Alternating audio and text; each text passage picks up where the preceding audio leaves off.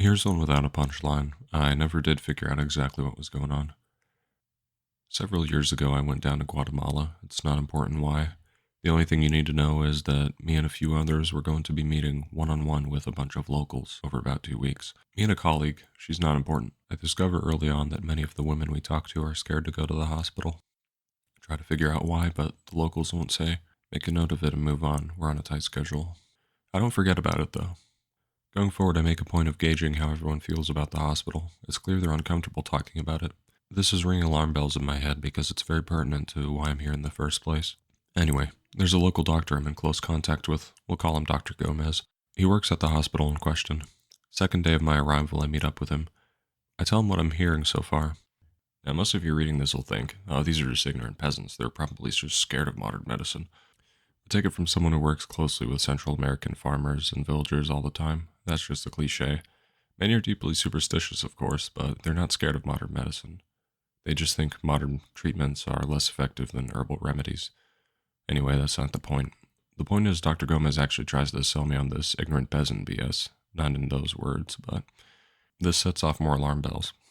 It's a very strange thing for a doctor to say that about his own community. Now I'm suspicious not just of the hospital, but of Dr. Gomez as well. I keep this to myself. The next day I'm meeting with locals again. FYI, my colleague and I are moving down a list of families. We're about a quarter of the way down the list by the third day. The first few people that we meet express the same weirdness about the hospital that the others did. Again, they won't really say why. About halfway through the day, everything changes. Anytime I bring up the hospital, people sing it praises. It's like that for the entire rest of the day. I'm puzzled. What do I make of this turn of events? Decide to follow a hunch. The next day I backtrack. My colleague continues to move down the list, meeting with the locals while I revisit the few families that I've already talked to. Suddenly all of those people are changing their tune. I mentioned that they expressed concerns about the hospital before, and they deny it. I become more direct, reading from my notes. They still deny it. Then it hits me, they're all parroting the same thing. It's like someone's been coaching them. Well, I guess I've got to tell you a bit more about why I'm here to explain the next part. So I was sent down to Guatemala because there's an obesity and diabetes epidemic down there. Local government was working jointly with doctors and scientists to develop a nutritional guideline. Nobody follows it. Government's perplexed. I was brought down to have a roundtable discussion with the local scientific community to work on resolving what they regarded as a cultural issue. Dr. Gomez was one of the participants in this discussion. All participants were provided with the list that my colleague and I would use conducting our interviews with the locals. So Dr. Gomez had the list too. I thought about his suspicious hand waving and the fact that roughly after I'd spoken with him, everyone began changing their story. Realize I'm about to be totally stonewalled if I don't do something. So I decided to go off script. I jump to the end of the list, visit a family living in the outer edges of the village. When I get there, I see Dr. Gomez leaving. He doesn't even notice me because he's holding the damn list, reading through it. But he looks up and his reaction confirms my suspicion. Surprise, concern, anger, but he plays it off quickly. Tells me he's surprised to see me. Out here already? I ask him what he's doing. Making a house call. I ask what about. Physician-patient privilege. He tells me very curtly that he has to go. I decide to go ahead and talk with the family. I find the wife alone. Of course she doesn't tell me anything. She's obviously scared, but when I bring it up, she says she just doesn't feel well. So I ask if she wants me to take her to the hospital. I see panic in her eyes as she tells me, no, I just have a headache or something. Keep in mind she's acting like this after pretty much parroting what all the others have said, singing the hospital praises. Something's going on here and it's getting buried. I can feel it. That night I'm in my room, staying in a small house with my colleague, thinking through my interviews and looking through my notes. It's very late and I should be in bed when I hear footsteps outside my window. I glance outside but nobody's there. By this point my suspicions have kind of got my anxiety heightened.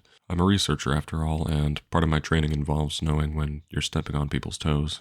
I could sense that when I ran into Dr. Gomez earlier today. I'm wondering if maybe there's something bigger here than I realized. I hear some movement at the front door. I get up and slowly make my way over to it. Through the gap at the bottom I see someone's shadow. Then it walks away. Footsteps recede and soon it's silent. I don't open the door right away, but when I feel it's safe I check outside.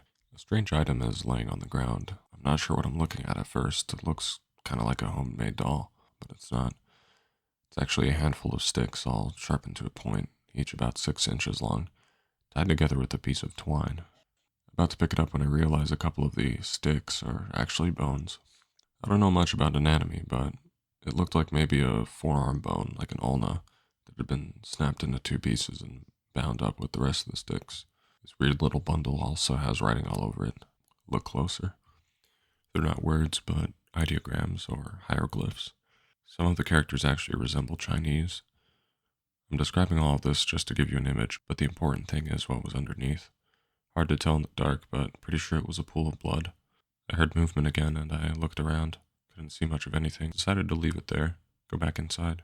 Figure I'll tell my colleague about it before we leave the house next morning so she doesn't freak out. I do this, but when I go to show her the item, it's gone. My colleague thinks I'm playing a trick on her. I insist that I saw what I described to you. She has a hard time believing it. Understandable. There isn't even a stain where I saw the blood. In the end, she just shrugs and says we should forget about it. Fast forward a bit, the 2 weeks are over. We're preparing to leave. In the end, I never discovered why the locals were frightened of the hospital. Since they changed their tune, I couldn't even mention it in my policy recommendation. So I wrote some report on cultural competency, urging the scientific community to engage with locals one-on-one in the hopes that something would come to light. I never heard anything more on the matter, but I talked with my colleague a few months later, brought up the weird item. She said she'd been meaning to tell me something that morning when I told her about the item. Afterwards, we'd resumed our work, visiting dozens of locals. She was especially eager to finish up our final report. But during that time, in a few different houses, she'd noticed items like the one I described to her. Some were pretty different, some were almost identical. She saw clumps of dirt and moss tied together, sticks tied together with twine, sharpened to a point. Some had writing, some didn't. When these objects did have writing, she noticed it looked like Chinese, or like hieroglyphs, exactly like I had described to her. Of course she was struck by this, but she was pretty consumed with the wrap-up process since we were nearing the end of our stay. Plus it didn't seem relevant to our report. Still, she jotted down notes about these items just in case. Later after we left, she looked over her notes and made a weird discovery. These items were all concentrated within a specific area. Every single household was sitting more or less in the perimeter of the hospital, a big circle all the way around. She believed this was likely a coincidence. I still don't know what to think.